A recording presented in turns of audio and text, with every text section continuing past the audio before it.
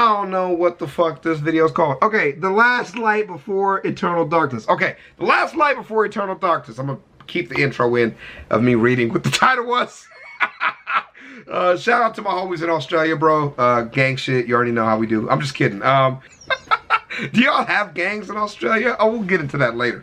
So last light before eternal darkness, fam. So this channel has been great. I've been addicted to all of their fucking...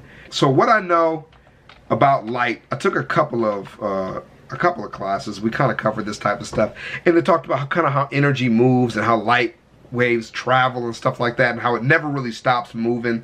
But you know, you guys know about light speed and shit like that, so it takes time for light to shine.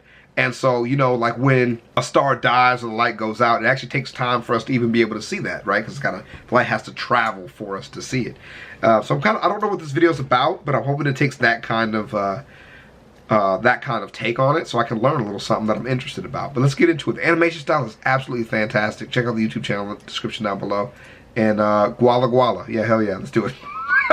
Guala Guala. Humans can survive in this universe as long as we have an energy source. True. Unfortunately, the universe will die.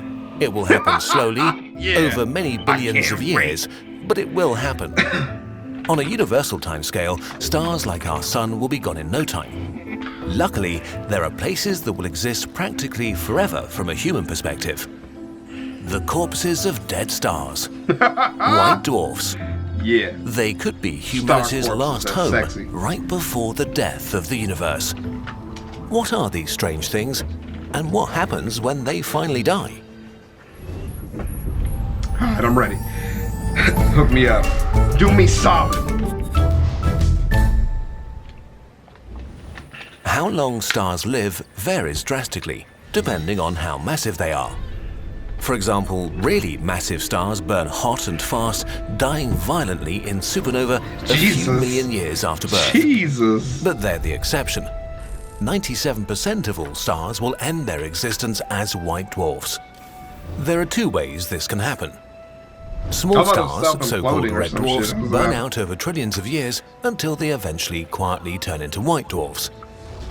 Medium-sized stars like our sun are more interesting. Imagine the sun as a huge pressure cooker that fuses hydrogen into helium in its core through its gravity. Right. The fusion of elements releases extreme amounts of energy that pushes outwards and stabilizes the star, keeping it in a delicate balance. When the sun is old, the hydrogen in the core is exhausted, and the sun will begin to burn helium into heavier elements. While doing so, it will shed its outer layers. Yeah, okay. When this process is over, more than half of the sun's mass will be lost into space as a spectacular planetary nebula millions of kilometers across. What remains will be its former core. A white dwarf is born. Oh god, that's a star corpse. Jesus. While its former self was about 100 times its diameter, now it's only about as big as Earth, but still with about half of its former mass. Damn. This means it's extremely dense. A teaspoon of white dwarf is about as massive as a car. Wow. Its surface gravity is over 100,000 times higher than Earth's. If you tried to land on it, you'd immediately be compressed into a steaming puddle. Life around a white dwarf is very unlikely, but possible. Most of them that exist now were former stars that, well, died, which probably ruined any planets they once had. But that's not all. Since they are so small, a planet would need to orbit them about 75 times closer than Earth is to the Sun to have liquid water. Oh, wow. This proximity has up and down sides. For one, it would tidally lock the planet, giving it a permanent day and permanent night.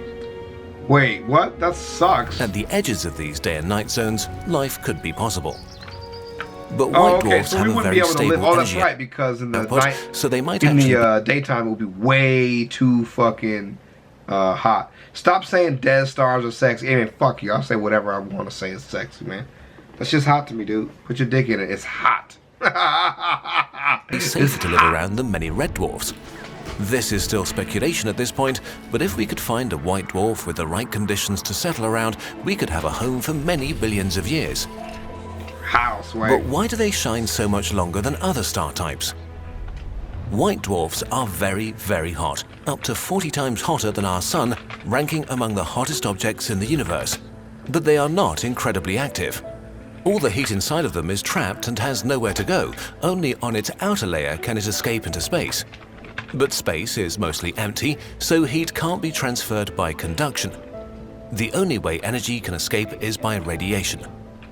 This is so inefficient that white dwarfs will take trillions of years to cool down, which may make them humanity's last refuge. Oh, okay, I see. They might be the last sources of light and energy in a dying universe. So that would be a good thing. So they're saying this on this far along, when our sun dies, we need to move to another heat source. This is so fun. This show takes, or this YouTube channel just takes the theories that we talk about in class and just take them to like a crazy. But so in that case, you would then need to find a new source of heat because we have life, and this is like, you know, of course, the whole assumption still that we'd be able to survive long enough for this to happen and blah, blah, blah. But that's really cool that there would still be at least potential for us to create new worlds out here with these sexy ass stars. Can I see one on a bikini? According to some estimates, white dwarfs might shine as long as 100 billion years. 10 billion times longer than the universe has existed. Yeah, that's crazy. So far into the future that no regular stars will shine anymore. Galaxies will have evaporated. And only then will the first white dwarf turn into the first black dwarf. When this happens, the last hope for life will die off. Wow. Black dwarfs will be inactive spheres with no energy left to give. Still massive enough to kill you if you get too close. So cold that they'll be near the coldest possible temperature in the universe. So dark that they are practically invisible.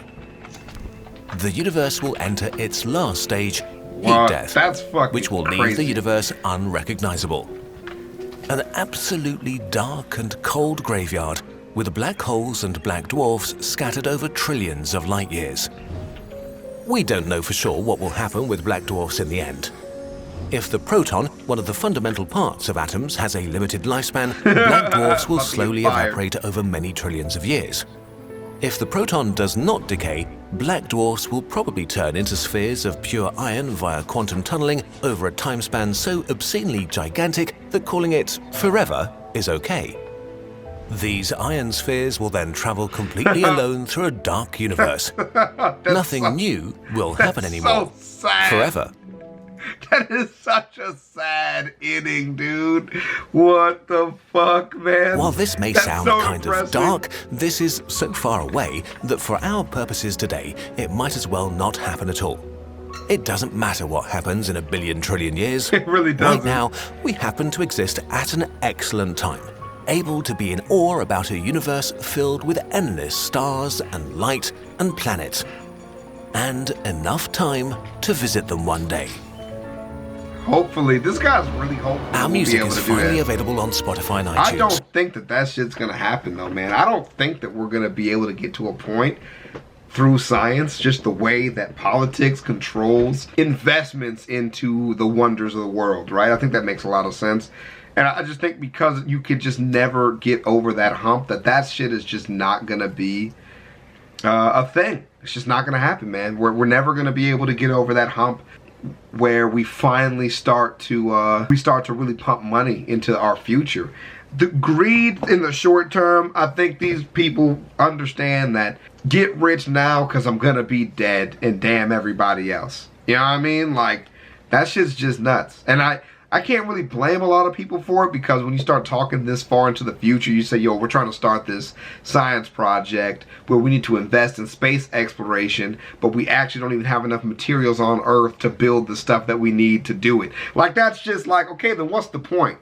What are we doing? Like, yeah, eventually the Earth is going to die out, and eventually, you know, life on the planet is going to have to be different, or it's just going to fade away. How do you justify that if, like, my life expectancy isn't even not even a tenth of that? Or like even the life expectancy of my kids' is not even a tenth of that. Like, how far down the line do I really give a fuck about in reality? So, like, I don't know. I think the environment is important because we're losing things in our lifetime that are important. So, like, of course, it's got to be a priority. But out of that perspective, I mean, these dudes are talking about being able to live outside of other stars, and we can't even leave our solar system. So, I like it. That's where all of that takes me down to is I enjoy that. I like that. I like that get us thinking a little bit. And you guys are so fascinated with external life, and like even when I watch videos that are less sciencey and more conspiracy, you guys still have a lot to say about it, and so I really like that, dude. So I might do another one of those like less sciencey and more conspiracy videos about the universe, but I'm loving this YouTube channel right now, so this shit's fantastic. Thank you, ChavevzzSlovakia, for rolling through. I will see you in the next one. I don't know when I got this back scratcher in my hand, but